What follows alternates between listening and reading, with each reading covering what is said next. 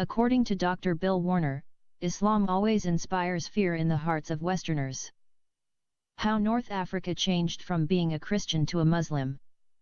How the Arab countries changed from Christian to Muslim countries. 25 years before the advent of Islam, the Persians and the Byzantines had massive war in which 1/3 of the population died. 1/3 of the Byzantine Empire was destroyed by the Black Death, or bubonic plague. Dr. Bill Warner said, there were 548 battles waged by the early Islamic Mujahideen.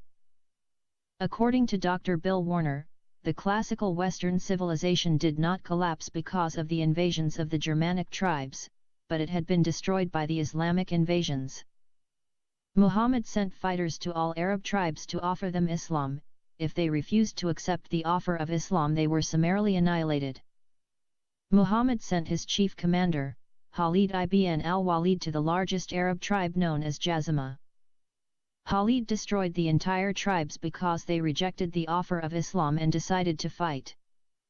Their women and children were taken as captives, women got raped, and children sold in slave markets.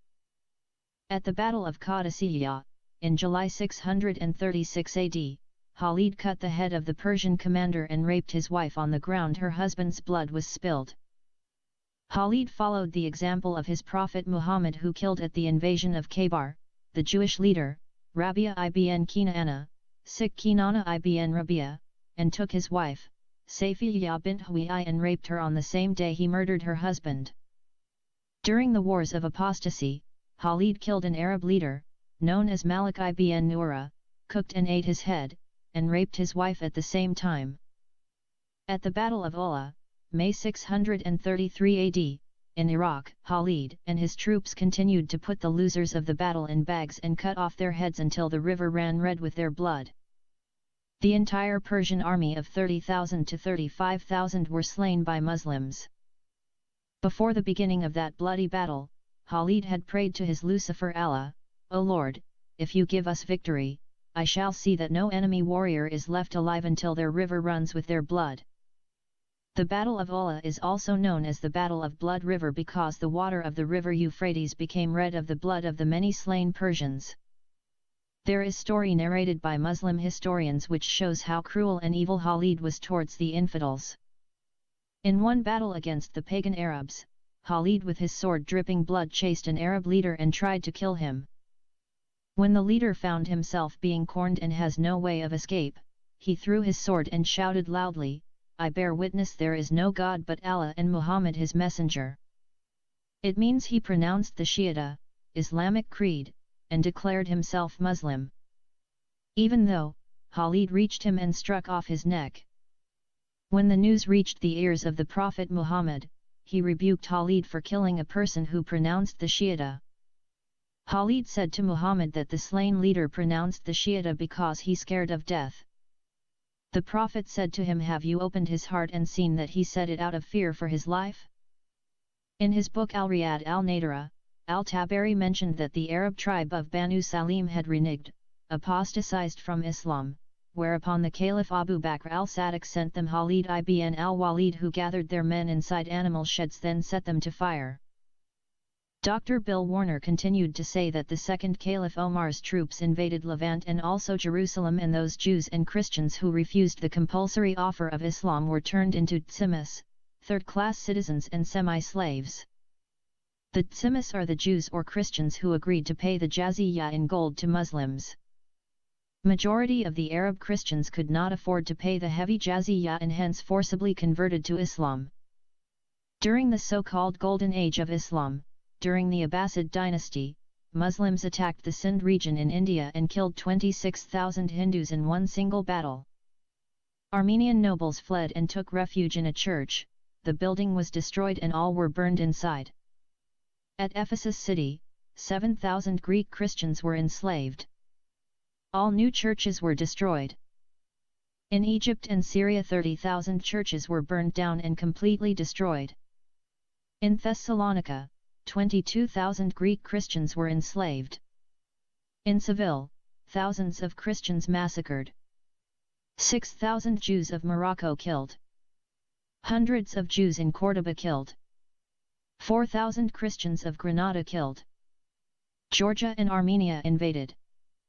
In another battle in Hindustan, India, 15,000 were killed and 500,000, 500,000 Hindus, enslaved, majority of them young girls and children. In Yemen, the Jews were given two choices: convert to Islam or die. Christians of Granada were deported to Morocco.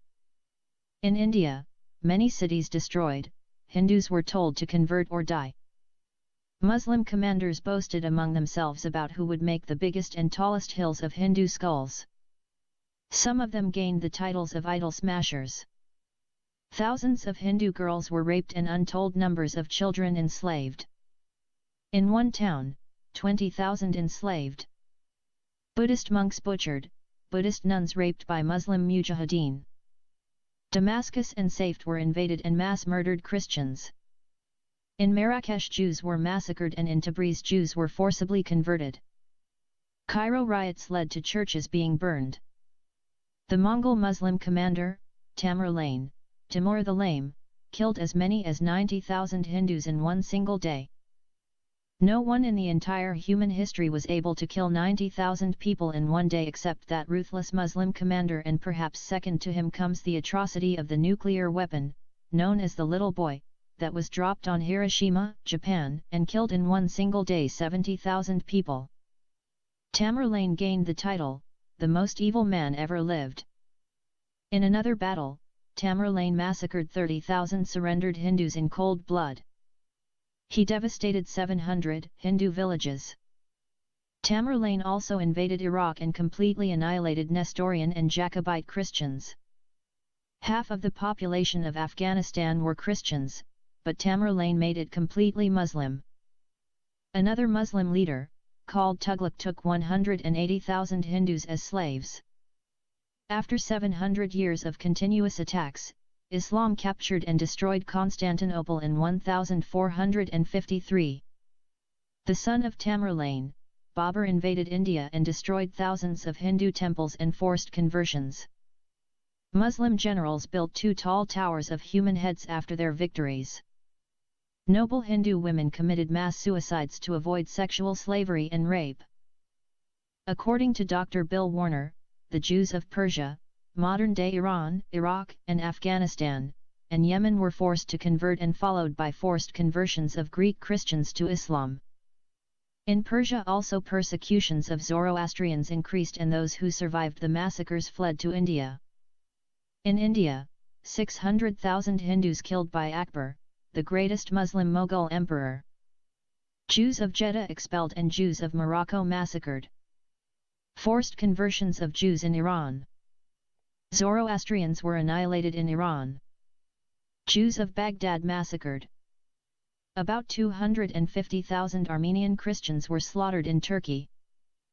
In the 20th century over 1,500,000 Turkish Armenian Christians were killed in jihad, the Armenian Genocide of 1915, also known as the First Holocaust.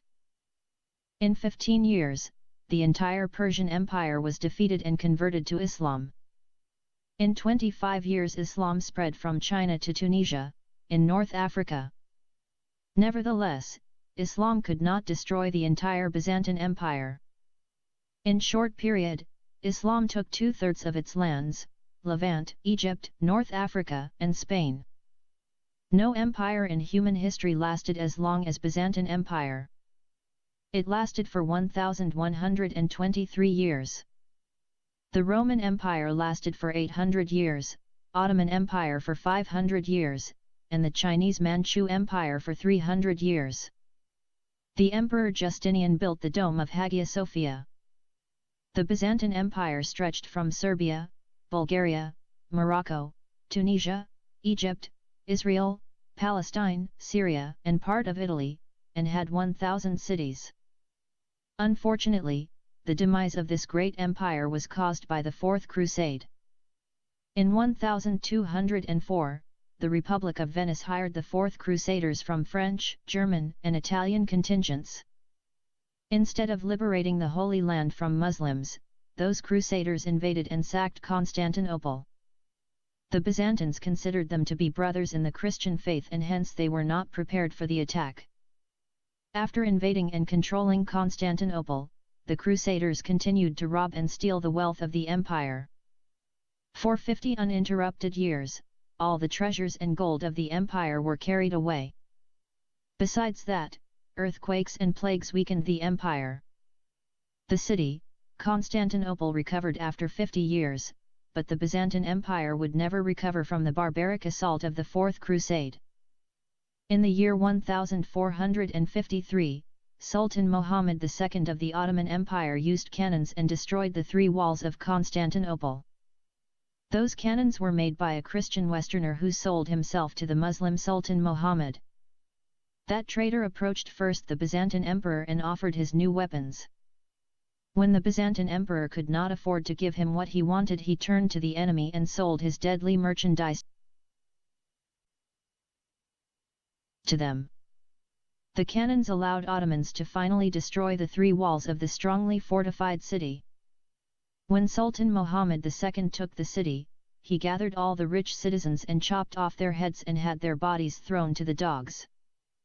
It is said that the Sultan killed the rich citizens of Constantinople because they refused to lend money to their emperor to purchase the cannons. The Muslim Ottomans laid a siege to the city with an army of 200,000 men. At that time, Constantinople was defended by 7,000 men, of whom 2,000 were foreigners. The Sultan's troops were Janissaries, Turks, and Anatolians. Janissaries were Christian children who were kidnapped by Muslims from Christian villages, towns, and cities. Then, those kidnapped children were brainwashed and converted to Islam. After that, they were trained in military warfare. Those children would grow up without family attachments and they were loyal only to the Ottoman Sultan. Then, they would send them to invade Christian lands. They were known as the killing machine. The Sultan used them to destroy half of Europe and Asia.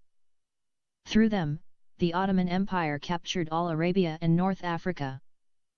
They were the main cause behind the defeat and capture of Constantinople, which marked the demise of the greatest Western empire, Byzantine Empire. The battle marked the end of the greatest empire in human history, an empire that lasted for 1,123 years.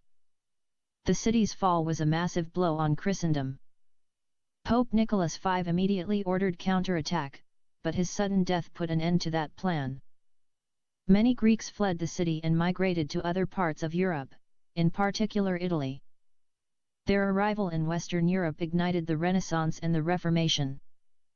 Many scholars believed that the fall of Constantinople marked the end of the Middle Ages, or the Dark Ages. Many Greek Orthodox Christians fled to Russia. Russia became the spiritual successor of the Byzantine Empire. Some historians said that the Great Byzantine Empire did not fall, but it moved to the east and Moscow became the Third Rome.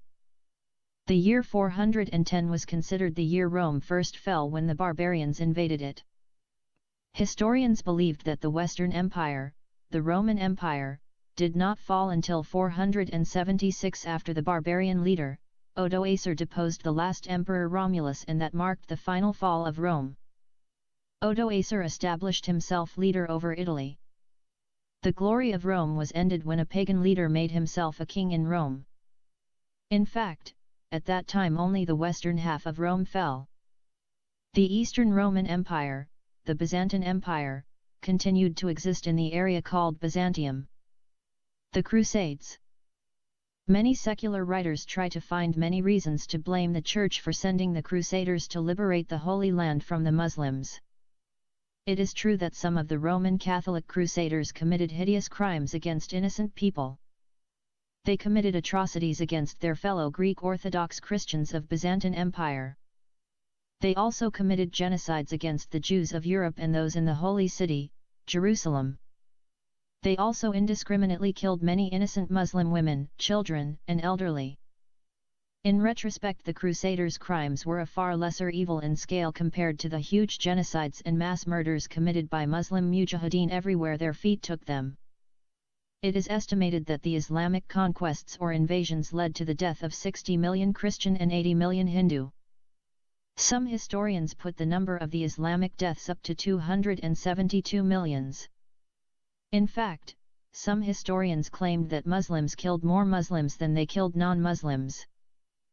Initially, the Crusades against the Muslim lands were meant to push back the Turks who invaded and captured many Christian lands. The call for the Crusades was initiated by the Byzantine Emperor. The Emperor Alexios Komnenos I sought the help of the Pope of Rome, Urban II. He asked for knights to assist his troops kick the Muslim Turks out of his lands, which they recently invaded and captured.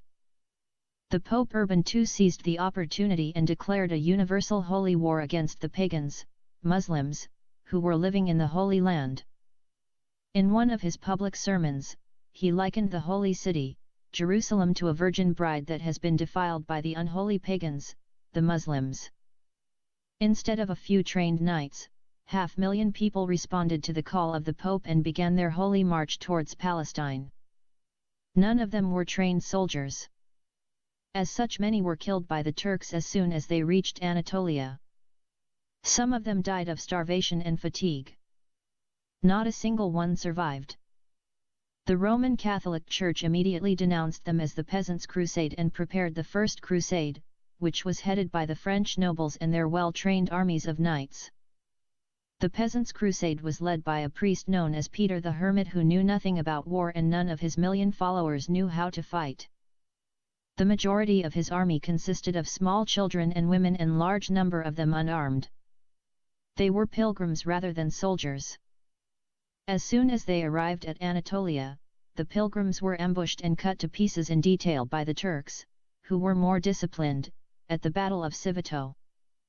Despite Peter's pronunciations of divine protection, the vast majority of the pilgrims were slaughtered by the swords and arrows of the Turks, or were enslaved. In 1095 the Pope Urban II proclaimed the First Crusade with the stated goal of restoring Christian access to holy places in and near Jerusalem. Following the First Crusade there was an intermittent 200-year struggle for control of the Holy Land, with 7 more major crusades and numerous minor ones. Roman Catholic Europe mounted no further coherent response after the fall of the last Christian stronghold, Acre 1291. The military crusades were a 200-year struggle between the Roman Catholic Europe and the Islamic sultanates of Anatolia, Levant, Palestine, and Egypt. It produced great heroes from both sides such as Richard the Lionheart and Saladin. By the year 1000 AD, 2/3 of the Christian world was possessed by the Muslim invaders. Out of the important 5 ancient Christian cities, 3 were taken by Muslims: Jerusalem, Antioch, and Alexandria. Only Constantinople and Rome still remained in the hands of Christians. Muslims believed these cities too were destined for them. They claimed that their prophet Muhammad told them that they were going to invade and possess Constantinople and Rome. Islam became the superpower of the medieval world. Each year brought forth new invasions and new possessions of Christian lands. In 1071, the Turks invaded Asia Minor and possessed the region of Anatolia, modern-day Turkey. The inhabitants of this large region were new converts to Islam. They were Christians before they were invaded and forcibly converted by the sword. They were like the Berber tribes of North Africa. They were not Arabs, but had migrated from Asia to the region of Asia Minor. They became more zealous than those who had converted them. They behaved like the Muslim Mongol Great Ghazi, Great Invader, Tamerlane, who turned against other Muslims and invaded and captured their countries. After their forcible conversion to Islam, the Muslim Turks turned against their Arab masters and attacked them. They took Syria and Palestine from the Arab Muslims and began their own Muslim Caliphate, the Ottoman Sultanate or Empire. Since the Prophet Muhammad said in one of his authentic hadiths, only an Arab Muslim from Quraysh tribe can be appointed caliph, therefore the Turks called their caliphs sultans and their caliphate sultanate. The last Arab caliphate was destroyed by the Mongols, under Genghis Khan, in 1258.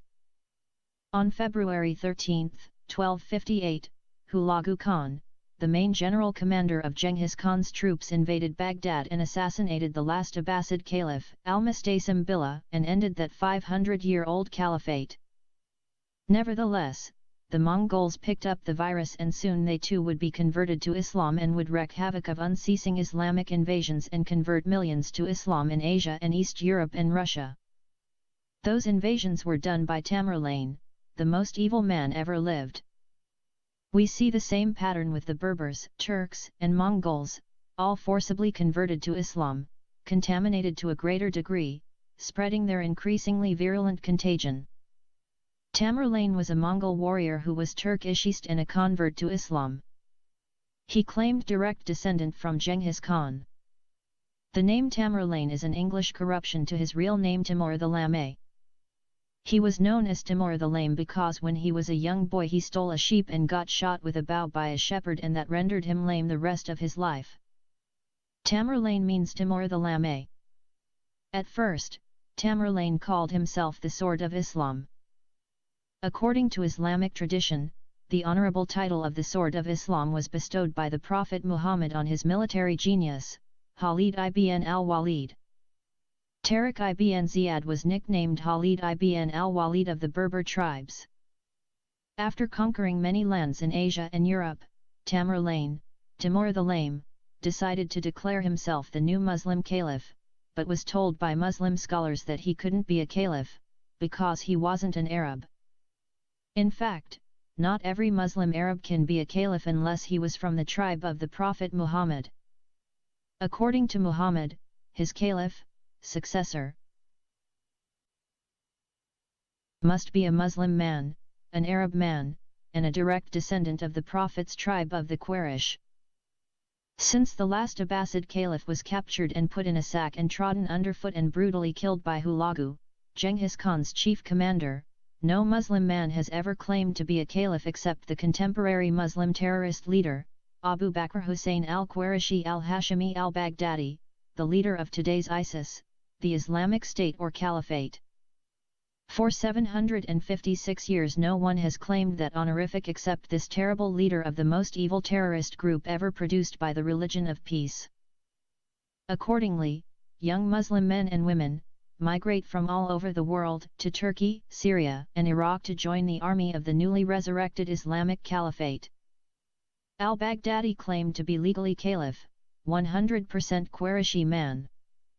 Following his defeat of the Christian Knights Hospitallers and the capture of their stronghold city of Smyrna, Tamerlane changed his title from the Sword of Islam to the Greatest Muslim Ghazi, which means the greatest Muslim invader.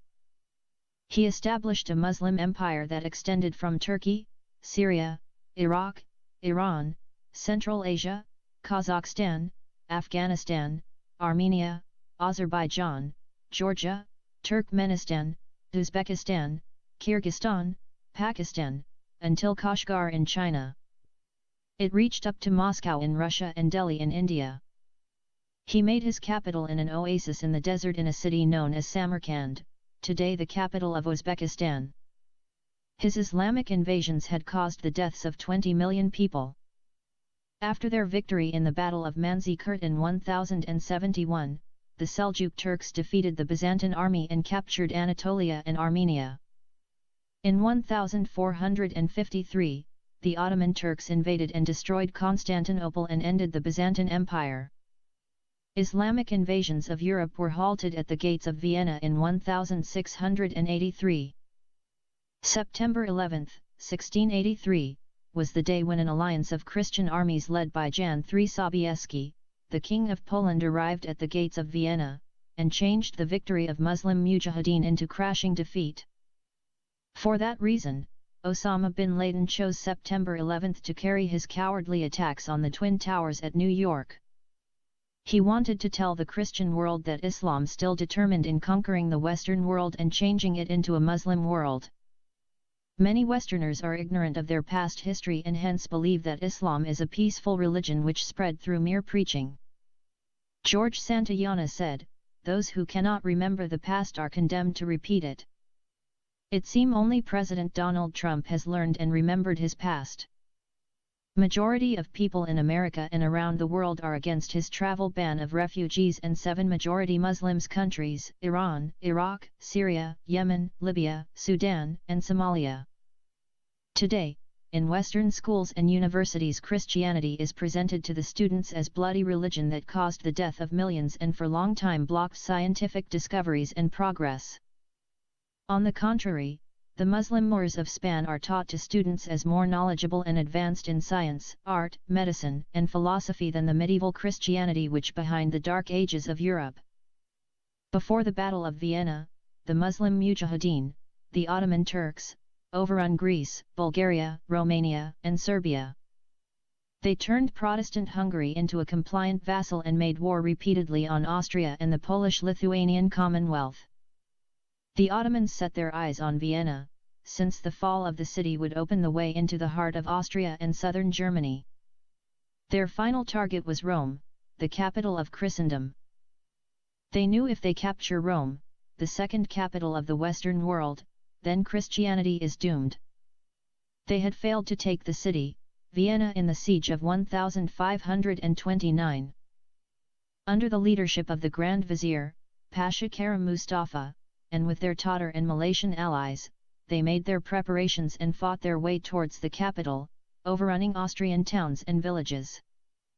Wherever the Muslim Mujahideen went, they plundered cities, took slaves, turned churches into mosques, and converted many thousands of Christian captives to Islam at the point of a sword.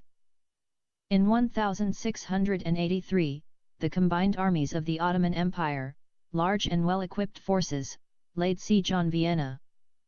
The city was nearing the end of its ability to resist, but just the capture of Vienna was becoming a matter of time. An army came to its rescue. On September 12, in an open battle before Vienna, the Muslims were defeated, and the city escaped pillage and destruction. The chief commander of the army that rescued Vienna was the Polish king, Jan Sobieski.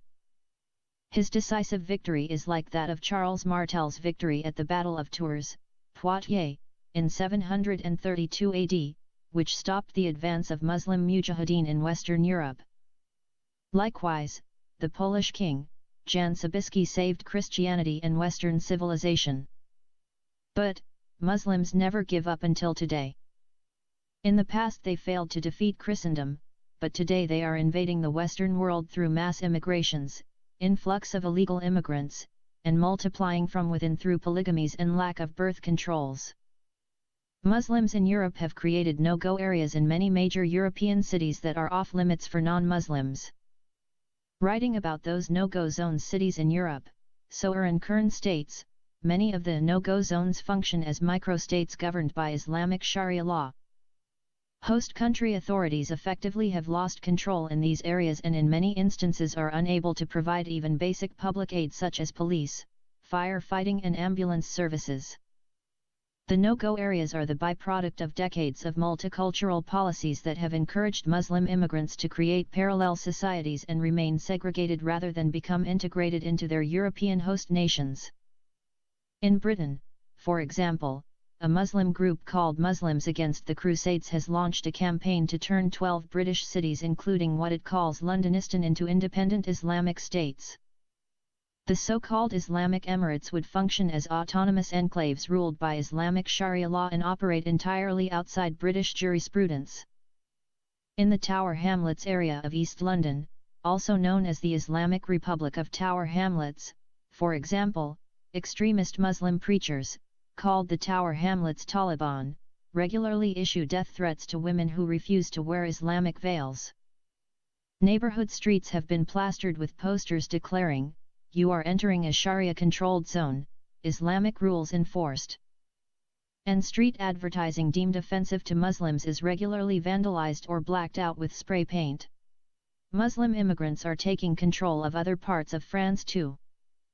In Paris and other French cities with high Muslim populations, such as Lyons, Marseilles, and Toulouse, thousands of Muslims are closing off streets and sidewalks, and by extension, are closing down local businesses and trapping non-Muslim residents in their homes and offices, to accommodate overflowing crowds for Friday prayers. Some mosques have also begun broadcasting sermons and chants of Allahu Akbar via loudspeakers into the streets. In Italy, Muslims have been commandeering the Piazza Venezia in Rome for public prayers. In Bologna, Muslims repeatedly have threatened to bomb the San Petronio Cathedral because it contains a 600-year-old fresco inspired by Dante's Inferno which depicts Muhammad being tormented in hell. In the Netherlands, a Dutch court ordered the government to release to the public a politically incorrect list of 40 no-go zones in Holland. The top 5 Muslim problem neighborhoods are in Amsterdam, Rotterdam, and Utrecht. In Germany, Chief Police Commissioner Bernhard Witthout, in an August 1 interview with the newspaper Der Westen, revealed that Muslim immigrants are imposing no-go zones in cities across Germany at an alarming rate. In Sweden, which has some of the most liberal immigration laws in Europe, large swaths of the southern city of Malmö, which is more than 25% Muslim, are no-go zones for non-Muslims. Fire and emergency workers, for example, refuse to enter Malmö's mostly Muslim Rosengård district without police escorts. The male unemployment rate in Rosengård is estimated to be above 80%. When firefighters attempted to put out a fire at Malmö's main mosque, they were attacked by stone throwers. According to the Malmö-based Imam Adli Abu Hajar, Sweden is the best Islamic state, occupation without tanks and soldiers, by Søren Kern, August 22, 2011. Most of the above-mentioned brief information about the atrocities of Islamic invasions is based on a lecture by Dr. Bill Warner. In the 548 battles waged by Muslim Mujahideen during the 500 years of spreading Islam, historians estimated that 272 million people were killed, of whom 80 million Hindus and 60 million Christians. It is the bloodiest religion in human history. No other religion in the entire history of mankind in the planet Earth had come even remotely close to the mass murders, massacres, genocides, destruction, and debris that the so-called religion of peace had done. The Bible said about them, "Their feet are swift to shed blood. Destruction and misery are in their paths. And the path of peace they have not known. There is no fear of God before their eyes." Romans 3:15-17. Note that Islam is the youngest religion among the major religions of the world. Judaism came 2,200 years before Islam, Hinduism 1,700 years, Buddhism 1,200 years, and Christianity 700 years. And none of them had caused such destruction and misery in our world as Islam did and continues to do every day and every minute through the widely spread terrorist attacks and civil wars in Syria, Iraq, Libya, Tunisia, Yemen, Egypt, Lebanon, Afghanistan, Pakistan, India, Nigeria, Somalia, and Sudan. Muslim terrorists are killing and terrorizing innocent people all over Europe and America. It all started by a single tyrant and demon-possessed man called Muhammad.